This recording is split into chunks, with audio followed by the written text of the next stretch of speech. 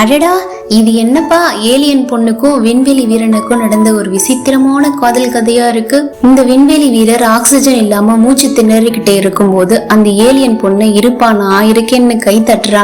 அவ்வளவுதான், அந்த கிரகமே பசுமை விகடன் அட்டைப்படம் மாதிரி பச்சை பசேல்னு மாறிடுச்சு. இந்த ஆளுக்கு இப்பதான் மூச்சு வருது. சரி, பொண்ணுக்கு ஏதாவது கிஃப்ட் கொடுக்கலான்னு ஒரு அல்போன்சா மாம்பழத்தை உரிச்சு எப்படி கடிக்கணும்னு சொல்லி கொடுக்கறாரு. அந்த பொண்ணுக்கும் அந்த ருசி பிடிச்சு போச்சு. அப்படியே ஷூட்டிங் ஸ்டார் பறக்குது.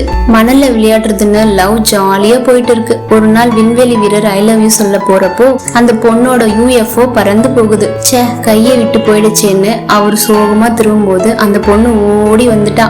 அந்த இடத்தை விட்டு போக மாட்டேன்னு சொல்லிட்டா. அப்புறம் என்ன, அங்கேயே குடும்பம் நடத்தி சிவப்பு முடி கருப்பு முடின்னு 2 பசங்க வேற பிறந்துட்டாங்க. ஆனா பாவம் அந்த பொண்ணு ரொம்ப நாளா மரம் செடிகளுக்கு ஆக்சிஜனை கொடுத்து கொடுத்து ரொம்ப வீக் ஆயிட்டா. கடைசியில அந்த பொண்ணு நட்சத்திரமா மாறி வானத்துல கலந்துட்டு நம்ம ஹீரோவுக்கு மறுபடியும் மூச்சு திணறல் ஆரம்பிக்குது. ஆனா புலிக்கு பிறந்தது பூனையாகுமா?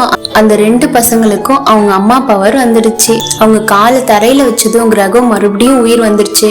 ஒரு நாள் காலையில நாய் குறைக்கிற சத்தம் கிட்ட முழிச்சு பார்த்தா அடுத்த விண்கலம் தரை இறங்குது.